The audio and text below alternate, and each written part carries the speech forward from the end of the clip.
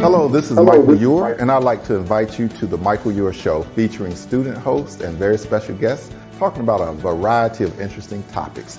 You can find us on the Eagle Stream YouTube channel.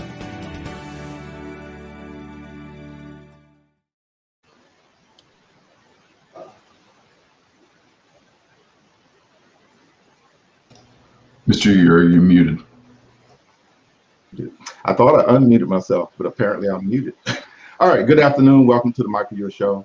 Today we have a very special guest, Keith Knight, and we have two student co-hosts, Daniel Blake and Jerry Green. And right now we're going to just start with maybe 10 seconds. Y'all can introduce yourselves, and we'll start with the students, and then we'll go to Keith. Well, hi, I'm Daniel Blake. I'm a first semester student here at Wake Tech. Really looking forward to getting to talk to you, Keith. Hi, my name is Jerry Green. I'm about to be a third-year student here at Wake Tech, cybersecurity major. And I'm Keith Knight, gentleman cartoonist and the co-creator of the Hulu show Woke. All right. And for the audience, we're going to have a great time today. And Sarah, if you don't mind, you can put Mr. Knight's website in the chat window for the audience if you want to learn more about him or order some of his panels or books. And I must say, I ordered some. I'm excited. So we got a great show going on. And so I'm going to ask, do either of the students want to start asking questions, or would you like me to start? Yeah, sure, I'll go ahead. So, Keith, why don't you tell us a little bit about yourself, your background, and a little bit about what you do? I am a nationally syndicated cartoonist. I've been doing that for almost 3 decades. I grew up in Boston, Massachusetts, and I had always drawn as a kid. And it wasn't until I was in junior high I started to do autobiographical comic strips. So just stuff about things that happened to me and my friends. And I got into the school newsletter, and then I got into my high school newspaper, then I got into my college newspaper, and then when I graduated and moved to San Francisco, that's when I first started getting into the alternative weekly market. And it just grew from there. And yeah, it's really all I've ever done my whole life. It's been rather boring, but I've just drawn cartoons. Do you have a question, Jerry? What made or helped shape your focus on the type of messages expressed in your current works?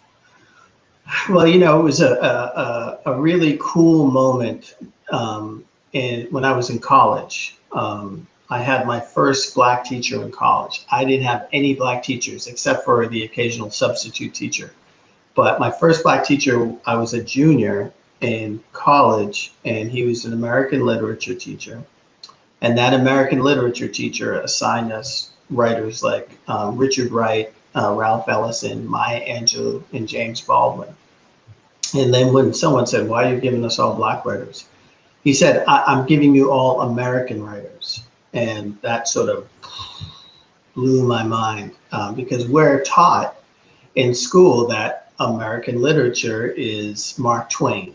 We have a very limited, we are taught a very limited range of what American writing can be. So that just opened everything up. And my autobiographical comics went from being about keg parties to being what it's like to be a Black man growing up in America. All right. And I'm going to remind the audience again, if you have questions, ask them in the chat.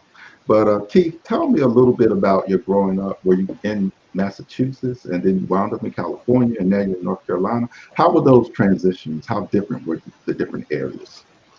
Well, when you grow up someplace, you don't know any different, right? So Boston is its own, it's very interesting. Boston's a very interesting place because Boston, the city, is actually majority minority. There are more people of color living in Boston than white people. And you would never know this through the way it's depicted, right? You think of Boston, all you think of is Irish and then, you know, Ben Affleck and Marky Mark and all this stuff. So I just grew up in this a working class town, very working class town. And I honestly believe that I was just gonna live there forever. And it wasn't till I went to school and stayed on campus that I realized, oh my God, like I can't believe that, you know, you just start to sort of grow as you move away and you meet other people from different places. And then I worked in Faneuil Hall in Boston drawing caricatures during the summer. And that's where I met tourists from all over the world. And that's when I realized that the Boston accent is the worst accent in the world. So I got rid of that really quickly. But I met folks, and one of my coworkers went to San Francisco because he got to do all the good jobs because he could draw well. And he just said, you got to go to San Francisco. Like, it's like a big Harvard Square. You got to go there. So when I graduated school, I just jumped in a car, sight unseen, drove to San Francisco and fell in love with it. Stayed there for 16 years. I saw it as my graduate school, honestly. It was just after the earthquake of '89, and so rent was cheap. People were running away. The best time to move to San Francisco was after an earthquake. If there's anything you take from this interview, go after the earthquake, the next earthquake. But it was just a great place to learn as an artist, and a lot of people are activists, and I learned a lot about politics and plus you could do comics about a lot of other things. and it wasn't, you weren't tied into the daily comic strip. You could write about all this stuff. So I was doing reviews of concerts and shows. Frankly, I was doing a lot of stuff about cannabis legalization in like 1992, you know, stuff like that. And it was just an amazing experience. San Francisco was really an amazing experience. And then after 16 years of that, I moved down to LA to develop my comic into a television show because the industry was going away. The tech industry was destroying, the internet was destroying the newspaper industry. And you know, we put up with LA for as long as we could, and then we moved to North Carolina. So here we are. Well, at this point, we're going to look at one of your works. If Sarah could put up panel number 1 and just move us to the side, and you could tell us about that. We found it interesting. The students and I thought this would be good for you to talk about. What went through your mind? How did you come up with this? Well, you know, I was doing a series of childhood games that we play. But, you know, I was doing a racial take on it. So I was doing Chutes and Ladders, and I remember I spelled Chutes SHOOTS, and I had lots of chutes and a lot of broken ladders. I was trying to show how hard it is to kind of get ahead in this country as a person of color. Now, this one obviously is a take on Operation, the childhood Operation. And so I just redrew the guy as a black man and just talked about, you know, obviously the things that plague us, that racism sort of, you know, subtly and not so subtly affect us. And so I had hypertension and asthma is environmental racism, mental health issues, like, you know, to be even slightly conscious in this world today is to just be extremely, to take a James Weldon quote, is to be angry all the time. Diabetes, emasculation, PTSD, all of it. And what else did I do? I did Candyland to address the food deserts that happen in Black communities. And I also did Monopoly. And the Monopoly one is really interesting. And I talk about this during my racial literacy slideshow. It's a great way to get people to understand a little bit about how racism, how this system that we grew up in works. So I just say, like, if you're white and you walk into a room and you see a bunch of black people playing Monopoly for the past 3 hours, and they turn and they go, "Do you want to play?" And the white people are like, "Yeah, but like you own all the hotels and all the railroads and all this, you know, you have all this money." And the black people turn and go, "We're going to give you $200. Like, I started out with $200. You know, you're going to have $200. What's the problem?"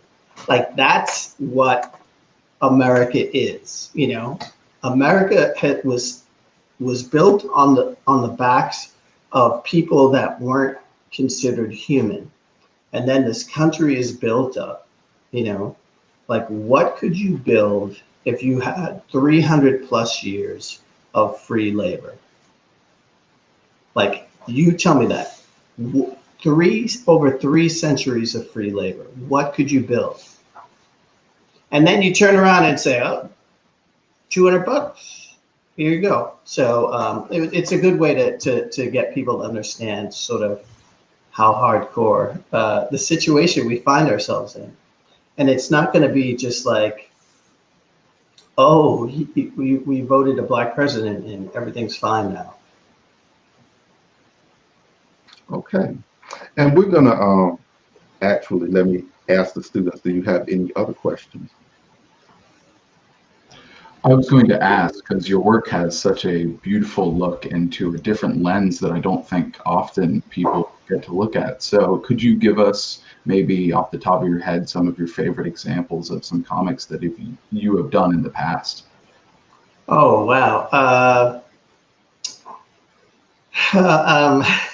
It's been a long career. I can only think of stuff that off the top of my head that I think about that. Maybe I sent you guys already. There's a strip that I did about All Lives Matter, with the asterisks, you know, restrictions apply, see skin color for details. I think my favorite ones are the ones that I just know that they use metaphor, they use something that you're all familiar with. You know, everybody knows the fine print at the bottom of everything. So I thought that was a good take, and that's something I use in my slideshows. I also really enjoy the portraiture that I started doing, and it's the portraits that I do are of folks that influenced me in my life somehow, some way. That's Colin Kaepernick there. I think I sent you a few more. Yeah, Maya Angelou is one of my favorite ones. I got to meet Maya Angelou in San Francisco when I was living there. And it was the closest thing it felt to meeting royalty. It was pretty amazing. And my twin sister was very jealous. Muhammad Ali, who, you know, was Colin Kaepernick before Colin Kaepernick. And so many people of a certain age, know that Muhammad Ali stood up for stuff and was arrested and was not going to go and fight a war for this country that treats its black citizens like, you know, fourth-class citizens. And he stood up for it, and he became a beloved icon. And you know, I fully expect that Colin Kaepernick's going to be treated the same way when he's older. Here's the thing. Black people in this country get credit, you know, 50 years down the line. Like, everything that's happening today, expect an apology 50 years from now from Congress. That's what's going to happen. Shirley Chisholm, you know, they're going to make a film out of her story. It's coming up very soon. But that's another person that I used to see when I was a kid and just be like, yeah, she's really cool. And then John Lewis. John Lewis is like that perfect sort of meeting of what I do, which is the activism in the comics, because he got into activism by reading a Martin Luther King comic when he was a kid. That's what attracted him to the cause. And so for him to grow up and, you know, become this icon and then create these graphic novels about his story, which are the March graphic novels. And then for him to go to Comic-Con where, you know, where I would be, and he would dress up as his younger self, like with the backpack and the trench coat, and walk through the con with all these kids following him. And it was just an amazing sight to see. So I really dig sort of his story, and I'm glad I was able to do a half decent drawing of him. Thank you, Sarah. You are so efficient. I appreciate it. And it's easy when we have a person like Keith Knight. So Jerry, do you have a question that you would like to ask? Go ahead. I really want to ask about the way you transform everyday objects, such as trash cans on your Hulu show Woke. It's worked really well in your storytelling. I want to talk about, can you give us some insight into how you go about developing characters and infusing them in the storyline? Yeah, well, you know, Woke came about when I moved down to Los Angeles and wanted to come up with, you know, I've always wanted to do a TV show. And so I was lucky enough to meet a producer who was really digging my stuff. And he says, like, just totally love your voice. Let's try to get it in front of some people. And we got it in front of some of the right people.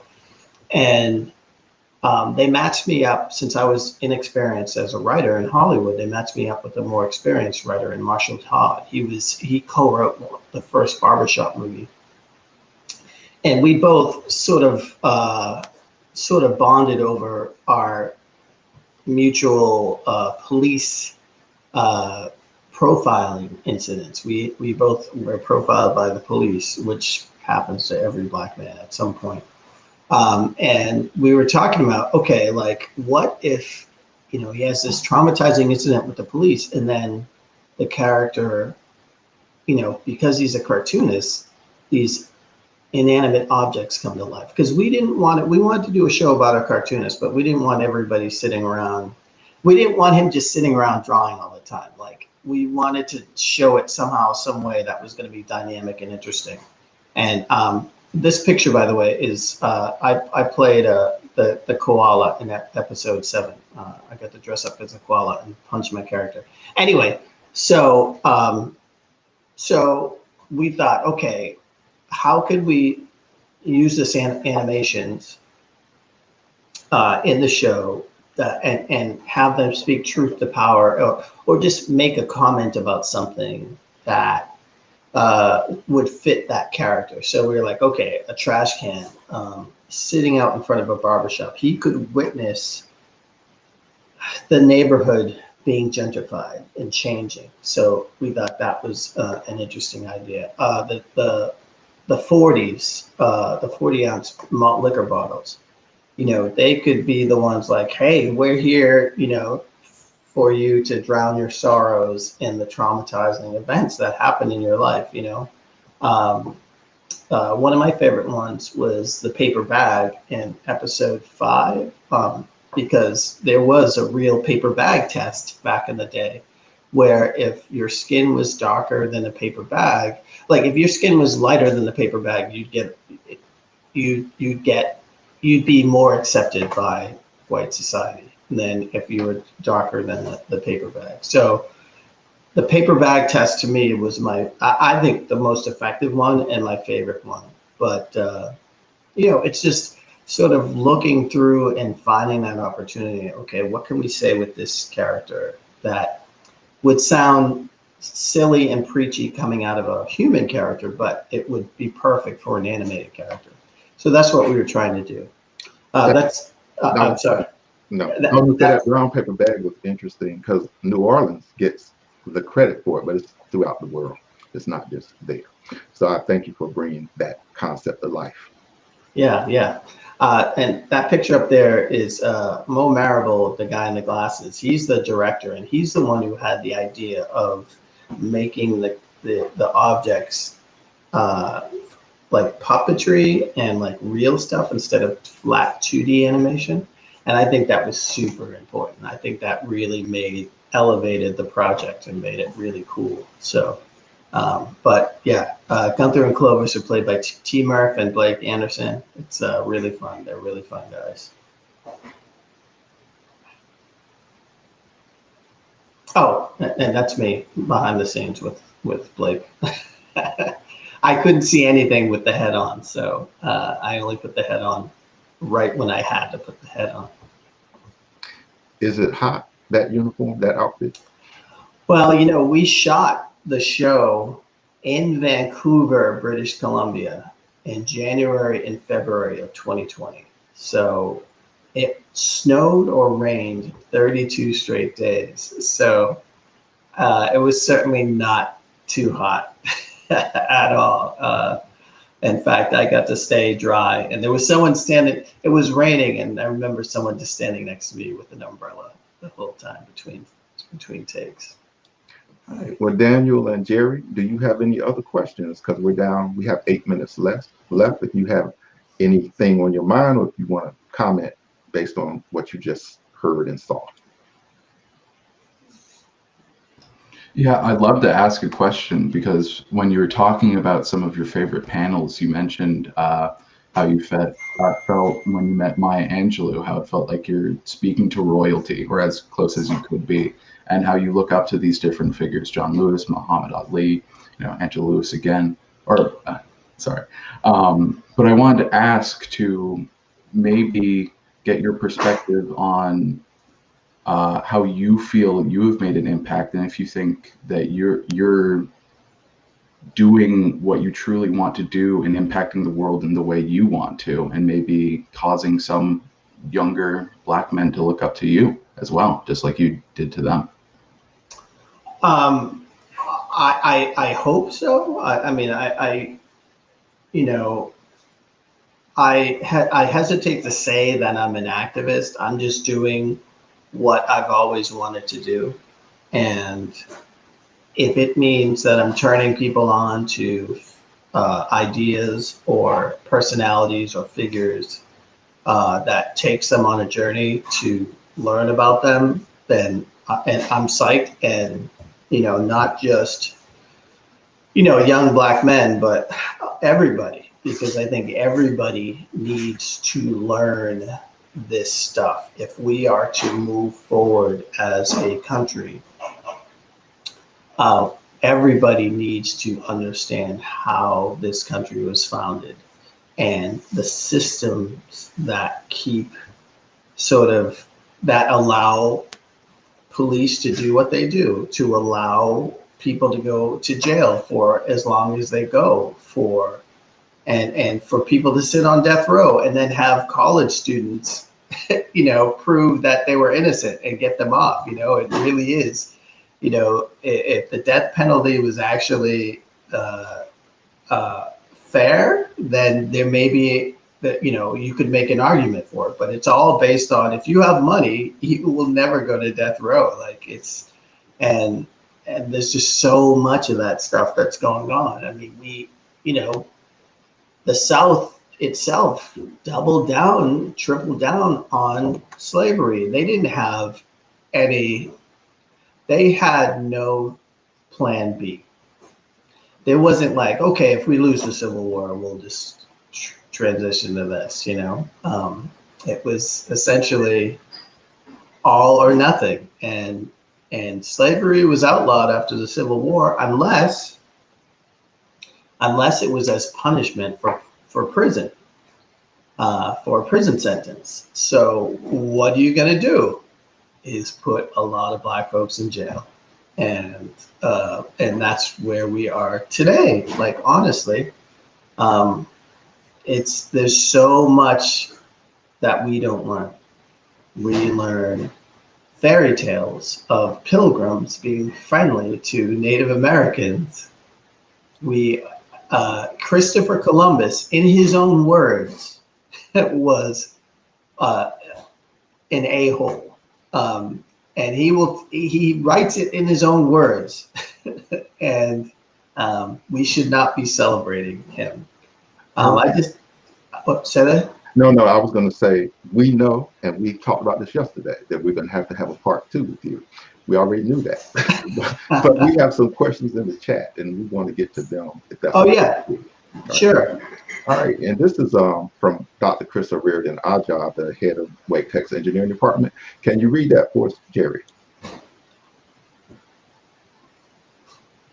I think you're muted. Yeah, you're muted. Chris said, "Love this Chronicles. Is it a compilation?" Oh, well, the K Chronicles, there's a number of different books that collect my comics, and you can buy them on my website.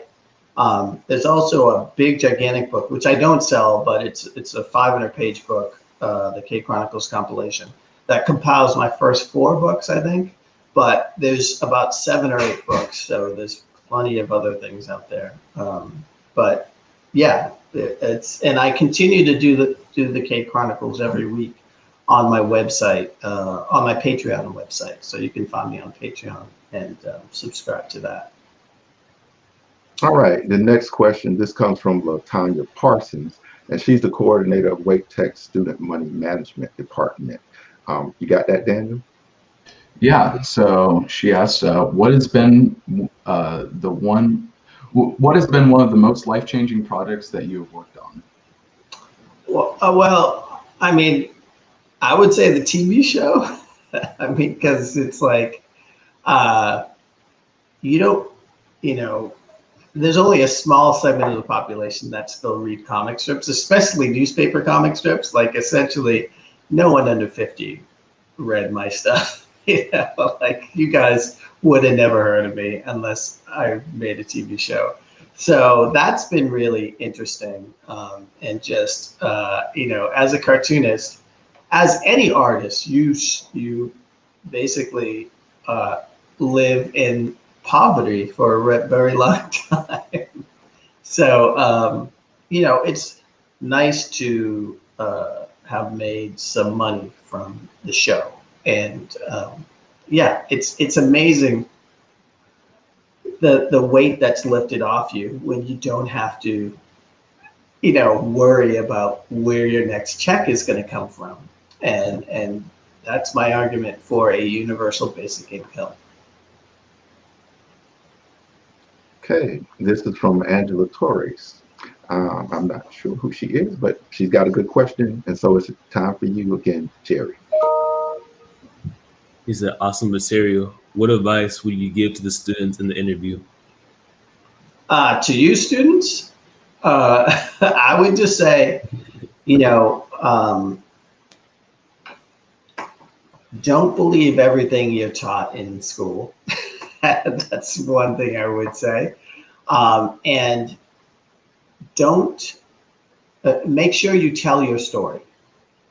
It's important to tell your story, because if you don't tell your story, then other people will instead, and they'll get it wrong. You ever notice how there's always these stories about millennials are destroying this, millennials are just entitled and this and that?